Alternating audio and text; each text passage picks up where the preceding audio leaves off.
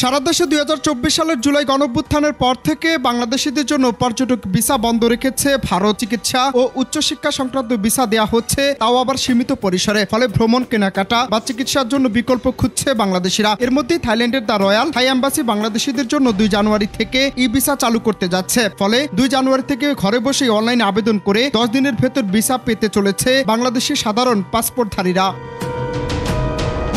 অন্যদিকে সরকারি পাসপোর্টধারীরা 19 ডিসেম্বর থেকে ভিসা ছাড়াই থাইল্যান্ডে ভ্রমণ করতে পারবে। 15 ডিসেম্বর সোমবার এক বিজ্ঞপ্তিতে এ তথ্য জানিয়েছে ঢাকার থাই দূতাবাস। এমন পরিস্থিতিতে থাইল্যান্ডের নতুন ভিসা সুবিধার ঘোষণা, যার কারণে প্রশ্ন জাগ্রত হওয়া স্বাভাবিক, তাহলে কি থাইল্যান্ডের ভিসা চালুতে চিকিৎসা পর্যটন খাতে হুমকির মুখে পড়তে যাচ্ছে ভারত?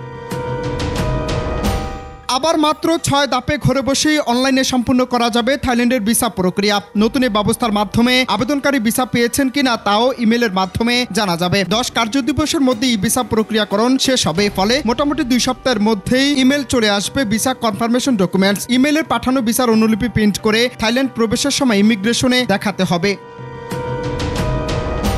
দেশে শেখ হাসিনা সরকারের ক্ষমতাচ্যুত হওয়ার পর বিভিন্ন বিষয়ে ভারত বাংলাদেশের সম্পর্কে টানাপোড়েন যখন, সে সময় থাইল্যান্ডের বাংলাদেশিদের জন্য ই ভিসা চালু একটি সুখবর হিসেবে দেখা হচ্ছে। বাংলাদেশিরা পর্যটন, ব্যবসা এবং চিকিৎসা খাতে বড় সুযোগ পেতে যাচ্ছে, যার কারণে পূর্বের মতো ভারতের উপর এই 3 বিষয়ে নির্ভর করতে হবে না বাংলাদেশিদের। ফলে ভারতের চিকিৎসা এবং পর্যটন খাতে বড় ধরনের লোকসান গুনতে হতে পারে।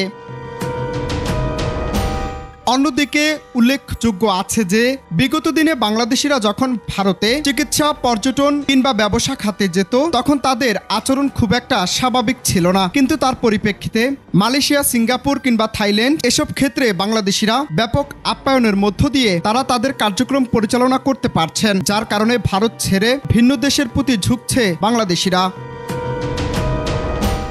অনন্ত হাসান মাসুদ, বাংলা টিভি।